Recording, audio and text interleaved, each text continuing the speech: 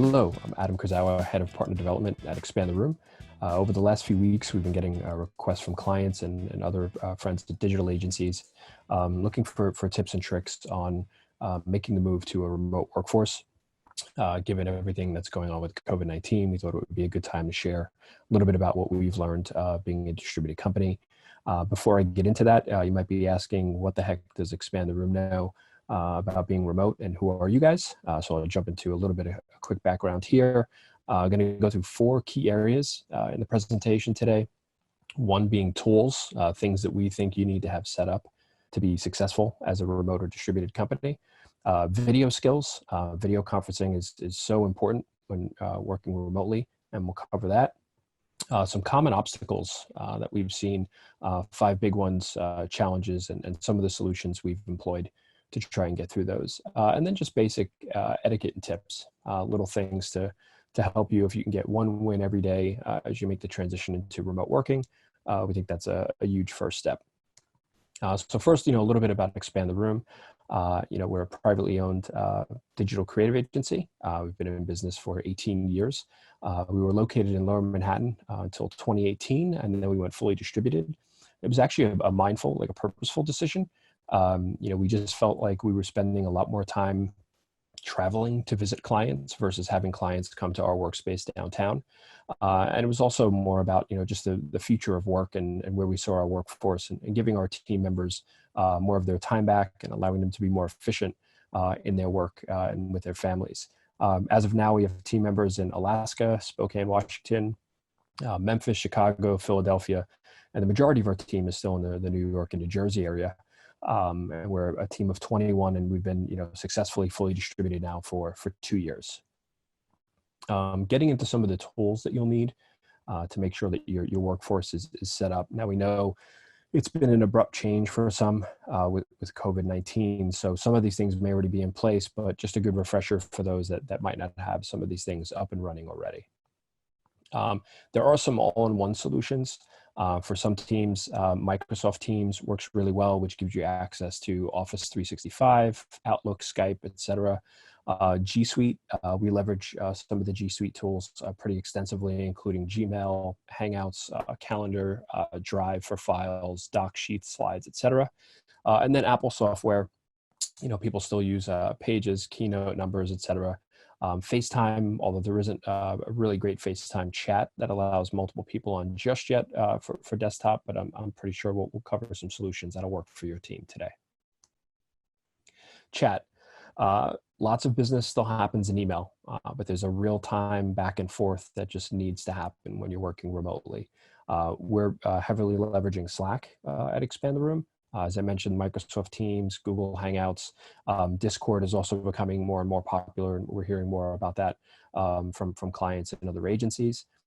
Video conferencing, I'm pretty sure everyone has seen all the stories about how Zoom's been kind of becoming the de facto video solution for a lot of firms, given what's going on. We use Zoom pretty extensively, Skype, many organizations are using WebEx, GoToMeeting, Citrix. They all have their pros and cons, so you might need to experiment with a couple and just see what works really well for your company. Project management, this is just a very high level, Asana, Trello, and Jira, which is more, for ticketing and computer development, et cetera. Plenty of solutions out there. I'd encourage you to do some homework, talk to some other companies, and see, potentially colleagues or even competitors that you have a friendly relationship with. Figure out what they're using and give some of those things a try before you kind of put all your eggs into one project management solution. And then for collaboration, digital collaboration over the web is incredibly challenging. You're going into a situation where you're no longer in the same room. So having tools that make that feel a little bit more effortless are really, really important. We're using Miro as a digital whiteboard solution. WebEx does have some of that functionality, and InVision is another tool that we use pretty extensively. File storage. This is going to be super crucial, unless you have a really great VPN and you can access file servers. Being able to access your files in the cloud will be more and more important, and having them in centralized places where your team can find them will be really crucial. Google Drive, OneDrive, Dropbox, Box, most of these are household names at this point, but making sure you've got a solution where you can easily access and share files with your colleagues as well as with clients is going to be super important. You want to move into video skills. Something that is, not 100% intuitive for everyone. It definitely takes a lot of practice and getting used to, but there are some things that you can do to really, kind of step your game up and make sure that you're using video effectively and getting the most out of it for you and your team. First and foremost, if you're doing any kind of a team meeting, whether it's just your internal team or with clients or others, whether it's a webinar, that kind of thing, you really must ask all attendees, or at least let them know if you're going to record that session before you press the record button. Recording people, whether it's audio or video, without their consent is illegal in most places. And you want to make sure that you're on the level with everyone about whether you're going to be recording a session. Excuse me. And, the one exception, where we think recording is really, really helpful. And again, you still want consent when you do that, but some kind of a presentation, for example, in our industry, it's common when we're delivering the final product on a website, we may give the administration team on the client side a walkthrough of their content management system. And that's something that's going to be used by many other people in the organization and potentially many years into the future. So we want to make sure that they have a video copy that they can pass down to other team members. So that's an instance where we think video recording is very important. But again, make sure you're getting consent from the people who might be appearing in that video. Unless there are serious circumstances where you cannot be on video, you should always have your video on. Now, I'll say that with a caveat. I know that, this situation where, in the middle of COVID-19, we have people that are now not just remote working for the first time, but they also might have children or other family members in the house with them as well. It can be challenging, but if you can, always default to have the camera on. Try to light yourself from the front and above. As you can see here, you can see my face pretty clearly. You want to make sure that you're avoiding being backlit, where you have a halo effect and people can't see your face. And we'll get more into why seeing someone's face nice and brightly is super important. And get yourself framed correctly. You can see here, I've got myself framed from shoulders up, similar to if you were doing some kind of a FaceTime call. You want to make sure that you're fully in screen so people can see your eyes. They can clearly read lips if they need to, if they don't hear correctly or consistently throughout the call. Oh, and the last one there, key tip is, again, difficult given the current circumstances, but definitely try to avoid taking calls or meetings from your bedroom, if at all possible. The reason for that being that, it makes it really hard for your brain to separate at the end of the day that your bedroom is a place of rest. It starts to associate it with it being an office, which will really disrupt your sleep, which is one of the challenges you want to try to stay away from when remote working. Sound.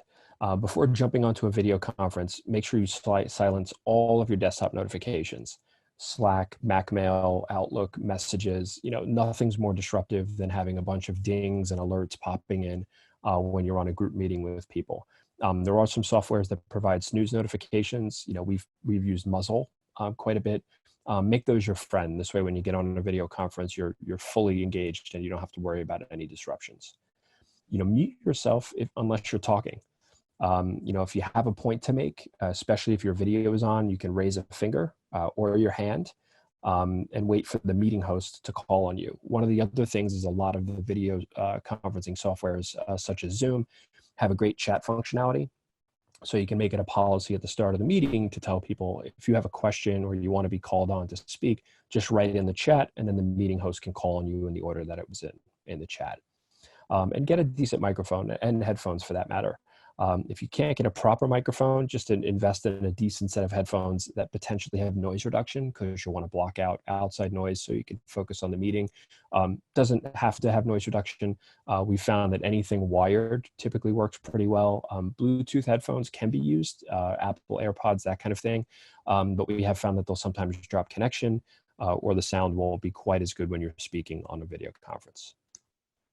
Moving on to, the screen, what you have in the background, before you get on, if you can, really try to close out all the applications you have running on your screen. A couple of reasons there. One, it'll just improve the overall performance of your machine during the video conference, but you'll also avoid sharing other clients or teamwork that you don't want anyone else to see on that call.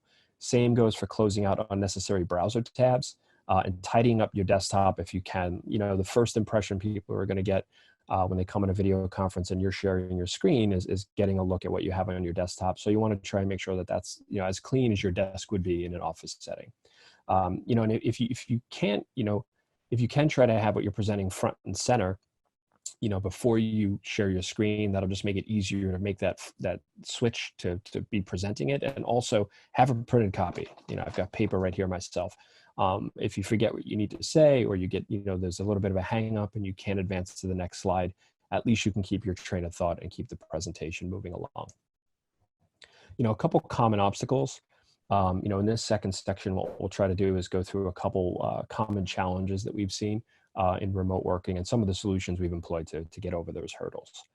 One is, you're going to encounter communication breakdowns, both from a human standpoint and from a technical standpoint. You'll have poor internet connections.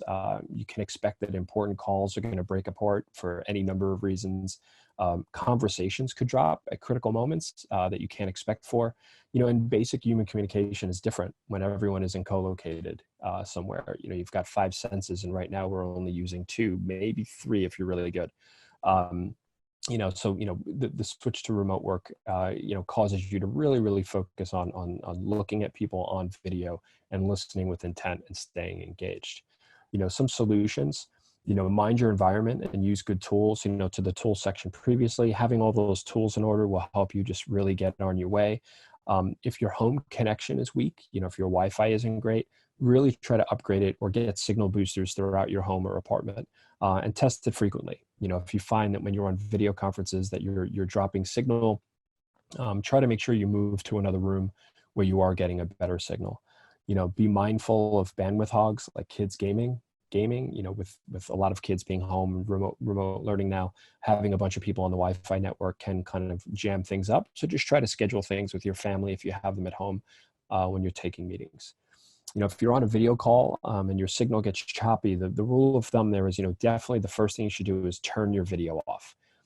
Your video is probably the first thing that's causing the large clog up in bandwidth. If that isn't working, you can always try to find an option where you dial in, but you really want to remedy that so you don't have to use that as a go-to fallback. On the non-technical side, be ready to gracefully reemerge into a call if you did drop. Just quickly apologize and ask if you missed anything, or get a recap later with the meeting leader when the time's right. Always err on the side of over communication with your colleagues and with clients. Don't be afraid to explain and reconfirm or ask for reconfirmation if you didn't hear something fully. There's no harm in that at all. People understand that sometimes things can get dropped or misheard on a video conference. And keep in mind always that the tone is really hard to decipher online. Which is why we also really encourage people to have video on, because then at least you get the visual of someone's facial expression, whether they're actually paying attention, they're being engaged, or if they're having trouble really, getting over a point that's being made. You should assume that all statements are made in good faith, and clarify anything that's feeling like there's a little bit of friction. Another challenge is, inspiration can be really hard to find. You're stuck in the same place. You're not seeing as many new things. I think about being here in New York. You're not walking into your favorite coffee shop, picking up a newspaper, getting on the subway, listening to a podcast. There's different routines that we all have when we go out into the work world that you need to adapt and change at home. And sharing of ideas with coworkers. It's sometimes harder when there's geographic barriers between teammates. Those subtle conversations that just are happenstance throughout the day are fewer and far between. So some solutions here is really get creative. One of the things we do at Expand the Room is, we reserve some Slack channels, some chat channels just for fun, which are places to blow off steam, share memes, jokes, cool work that we see out there in the world, and just kind of, shoot the breeze, if you will. We also host social get-togethers on Zoom. And I'll preface it by saying, one of the things that was told to us by some other agencies before we went remote, and we've really held to it, is don't try to replicate exactly what you did in person. You need to reinvent the ways that you do these social and cultural things online to be more conducive to online. And one of them is, we've had colleagues give tours of their hometown or a meaningful place to them using Google Maps or Google Earth, which is super fun getting to learn more about your teammates. We share playlists, we play games. We do a lot with Jackbox.tv. They play these games where we can project the game itself in Zoom, and everyone is playing on their handheld device at home, whether it's trivia games, Quiplash, that kind of thing. Super fun games. And we create super cuts of our favorite music videos and watch them and do different themes and goofy things at lunch occasionally. We do take turns hosting our monthly lunch with different team members, running a different theme that's meaningful to them. Just today we did one on financial independence and retire early, the FIRE movement, and also taking a deeper look at our team retrospectives that we do at the end of every project. It keeps it different. Everyone has a unique voice and different interests, so it makes it nice and lighthearted to do that. And then impromptu video calls. If the schedule coast is clear, we really have a policy where everyone's calendar is very clearly defined. So if you need 3 hours to really be head down on a project, you put that into your calendar so people will leave you alone. But if you have gaps in your calendar, we consider that fair game for someone to schedule something with you. And sometimes folks will just schedule an impromptu Zoom call and just jump on and see how everyone's doing and just check in, especially those that live in different cities. Keeping culture alive. Again, many of those previous points apply here, but, where's the water cooler, right? Like, it doesn't exist in a remote setting. It can be harder to maintain without, the kind of the coffee in the kitchen, that kind of thing. It can be hard to foster and maintain a really good positive culture in your workplace. And, some of the additional things we've done is, have the same culture, but do it in a different channel. So obviously all the get creative things apply there. But we document and share company culture pieces like toolkits, videos, things on Instagram that are more, fun and frivolous that we do there. We encourage our team to always be respectful, both in remote and in-person interactions. Some team members can meet up in person easily, but we try not to alienate those that are in different cities, and it's harder to do that. One of the things we've done is instituted, twice a year, we try to get the full team together in a city where none of the team lives, so that everyone is traveling. We go there, we spend a day or two, have really deep discussions about what's going on in the company and how we see the future of the company going, and then just spend some time bonding and doing fun things and exercising and, just, being in person again, which is nice when you've been remote for a while. A more kind of an overarching point, it's good to know what your team stands for, and then ensure that those same ideals are present in the remote world, just like they would be between four walls. So having policies on how people interact and have culture and fun is just as important as if you had a regular office. On a personal level, isolation can definitely have an impact. Face-to-face contact is super important, whether it's digital or actually in person. You're not going to meet at that coffee bar, in the hallway, in the elevator, or at a workout spot. And there are some things that we've done there as well, is have frequent check-ins with your colleagues and also more family and friend time. Making sure you're getting out of your house and seeing family and friends, or even doing that virtually as well. But you should be checking in on your coworkers, not just when it's scheduled. Invite them to watch video calls or just to catch up, and chat about what's going on in their lives, the same that you would in a regular office. You can also use your former commute time, for new family activities, and even exercise routines or meditation practice or other things you're interested in personally.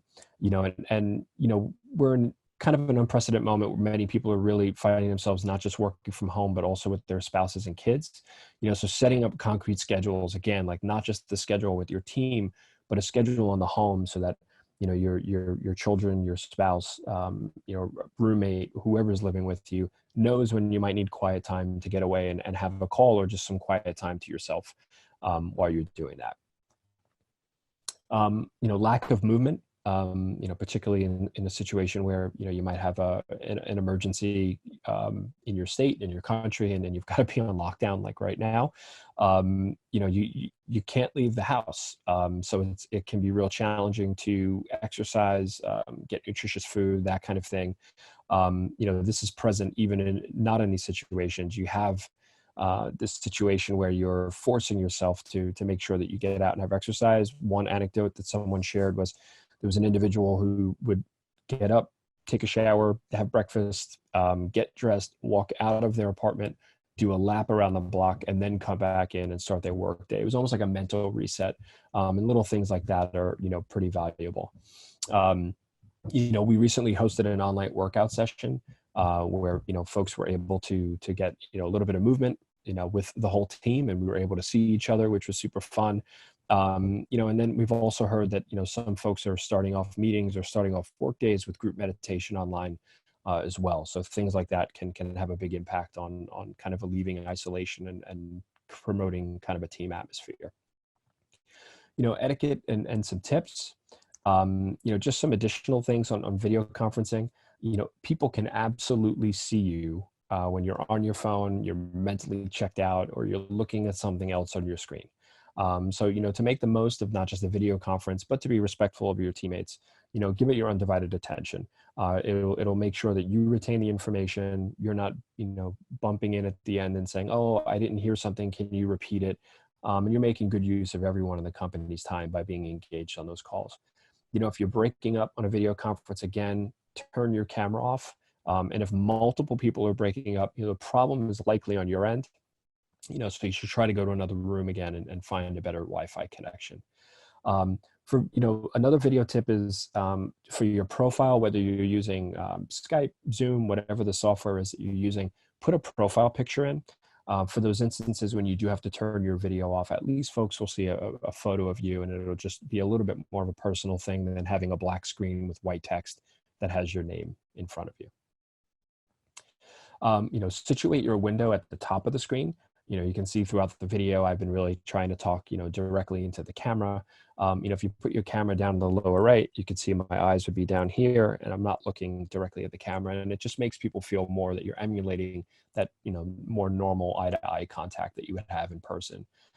If you're raising hands, and taking turns speaking, again, many video softwares have a chat function. If the hand thing isn't working or there's too many people on the call, post a question in the chat and have, the meeting host read those questions.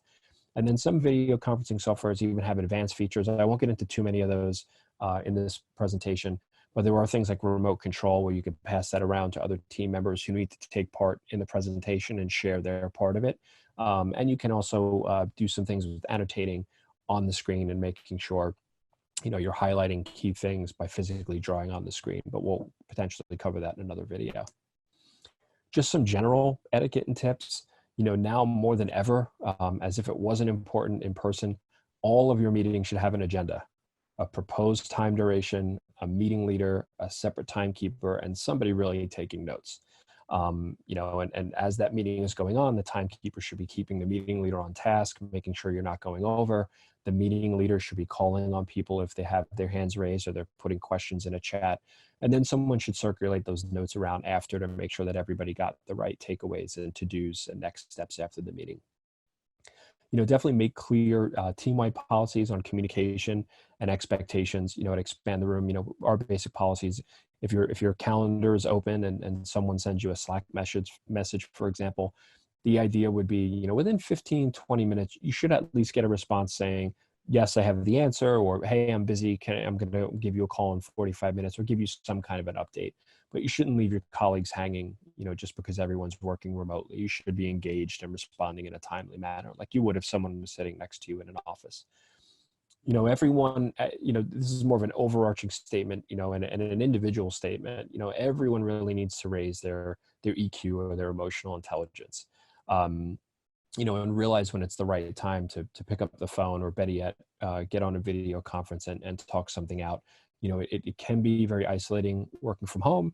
You could mishear things or read into things and sense friction with a colleague that might not even be there. And 9 times out of 10, a very quick video conference will take care of that. Wherever possible, again, back to that calendar point, have a detailed calendar so colleagues know when they can book things with you, and also know when you need to be left alone, either for kind of just personal time, or you need to be head down on projects and work for clients. Working from home does not mean working 24/7. One of the things that, we definitely employ in my household is around, 5:30, 6, whatever time it is that you're done with your day. We physically say the words, "I'm done," out loud, and the laptop gets closed. And then unless there's an emergency, you're not really checking anything until the next day. The work will be there tomorrow, unless you're on deadline for something crazy. it can live to see another day. And just a last note, two things that I keep hearing myself say over and over again to people over the last 2 weeks about remote work and making that move is over communicate always. Written form, verbal, in chat, anywhere that you're communicating with people. I've found myself more and more over the last 2 years writing an email, drafting it, putting it away, taking it back out, and then reading it with that person's mind, that their, eyeballs in mind, and thinking about how they're going to read it. Are they getting what they need to take away? And can I write it in a more efficient way so they actually get the message across and that it doesn't have any ambiguity or any cause for friction? Super important to over communicate. And the last thing is, don't forget to take care of yourself. Get up early, take a shower, eat breakfast, get dressed, make time for exercise, read a book, play an instrument, turn off the news or get yourself on a news schedule so you're not completely bogged down in the news of the day, and make sure that you're getting proper sleep.